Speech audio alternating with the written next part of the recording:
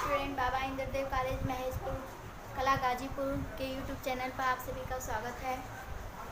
आज हम लेकर आए हैं डीएलएड 4th सेमेस्टर में विषय विज्ञान। प्रकरण है जैव विकास के सिद्धांत। जैव विकास के सिद्धांत जो है ये प्रमाणित करते हैं कि जीवों का विकास किस प्रकार हुआ है। तो जैव विकास के सिद्धांत निम्न है: लैमार्कवाद, डार्विनवाद, नव डार्विनवाद और उत्परिवर्तनवाद। पहला है लैमार्कवाद। लैमार्कवाद इसे कहते हैं। लैमार्कवाद के सिद्धांत के प्रतिपादक जो थे अर्थात लैमार्क का पूरा नाम था जीन बैप्टिस्ट डी लैमार्क। और वाद वो बन जाता है जो प्रचलित हो जाता है, जो अपनी बातों को कहता है और उन बातों को मानने वाले हो जाते हैं अधिक मात्रा में, और वो वाद बन जाता है। और सर्वप्रथम विकास के सिद्धांत का प्रतिपादन भी लैमार्क ने ही किया। और लैमार्कवाद जो है, लैमार्क का जो सिद्धांत है ये सबसे पुराना सिद्धांत है। प्रथम सिद्धांत यही है जैव विकास का। और इन्होंने 1809 में जैव विकास के बारे में अपनी पुस्तक फिलोसॉफी ऑफ जूलॉजिकल नामक में प्रकाशित किया। और इन्होंने 4 बातों पर बल दिया। वो 4 बातों पर बल दिया अर्थात प्रकाश डाला। वो 4 बातें थे: उपार्जित लक्षणों की वंशागति, उपार्जित पाला है उपार्जित लक्षणों की वंशागति। दूसरा है जीवों के आकार में वृद्धि, अंगों का उपयोग और अनुप्रयोग। और चौथा है वातावरण का प्रभाव। पहला इसमें है उपार्जित लक्षणों की वंशागति।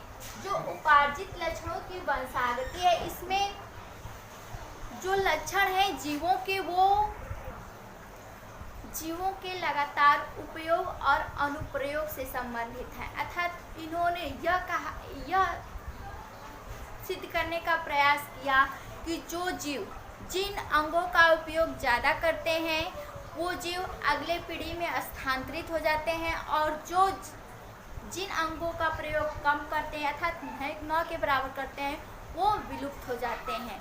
वो उपार्जित लक्षण जीवों के उपार्जित लक्षणों में आते हैं। अर्थात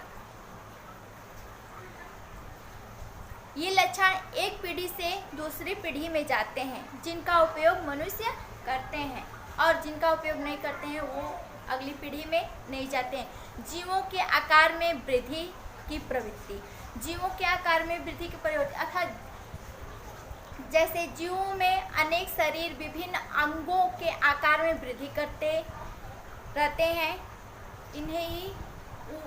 इसे भी इन्होंने माना और अपने प्रमाण को प्रस्तुत किया जिराफ का उदाहरण देकर।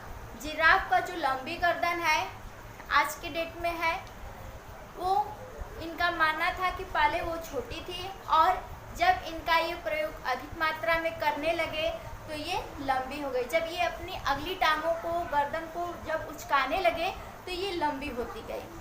और अंगों का उपयोग और अनुप्रयोग। उपार्जित लक्षणों की वंशागति जो है उसी से संबंधित है अंगों का उपयोग और अनुप्रयोग। मनुष्य जिन अंगों का उपयोग ज़्यादा करता है वो अगली पीढ़ी में स्थानांतरित होता है, जिन अंगों का प्रयोग नहीं करता है वो विलुप्त हो जाते हैं।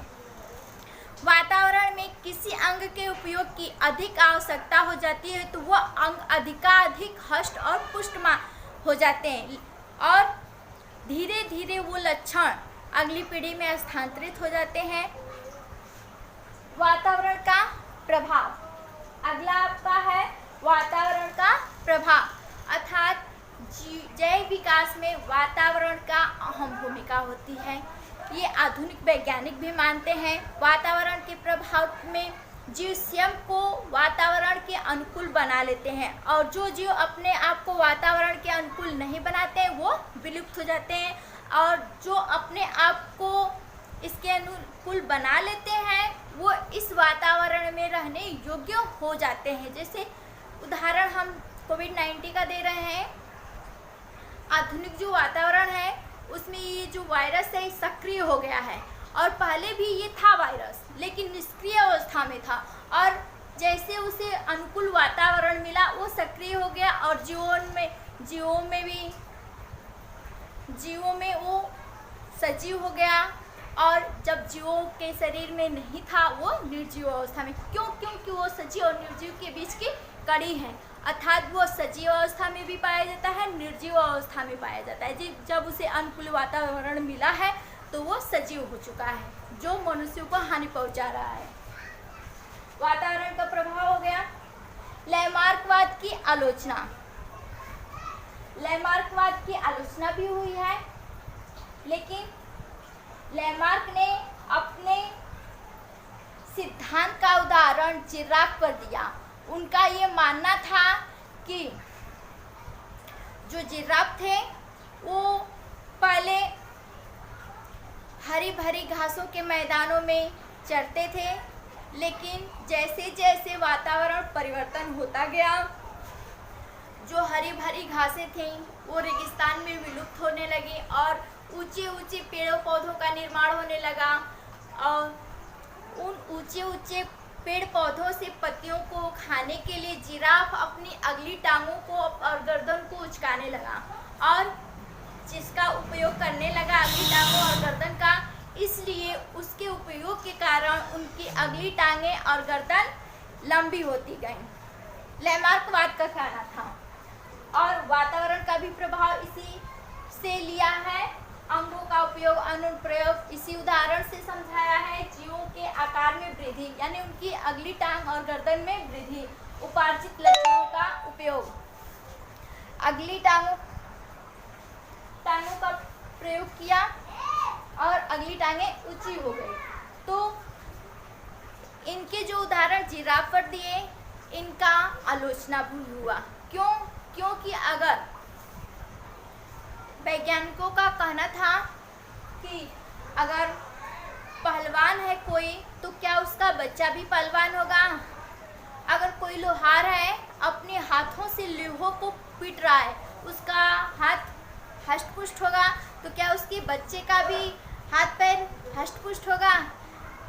और ऐसा कोई बात नहीं है। वैज्ञानिकों ने इनके लैमार्कवाद के सिद्धांत को